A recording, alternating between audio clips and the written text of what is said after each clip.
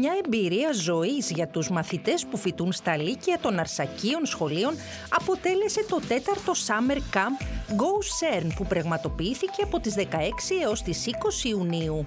Η φιλεκπαιδευτική εταιρεία σε συνεργασία με το CERN και το Εθνικό Μετσόβιο Πολυτεχνείο διοργάνωσαν το θερινό σχολείο στο πεδίο της πυρηνικής και σωματιδιακής φυσικής και των εφαρμογών τους με επίκεντρο τα πειράματα που πραγματοποιούνται στο CERN. Γίνεται κατανοητό ότι μέσα από αυτό το θερινό σχολείο προσεγγίζουμε την επιστήμη όχι μόνο ως γνώση, αλλά και ως πολιτισμό.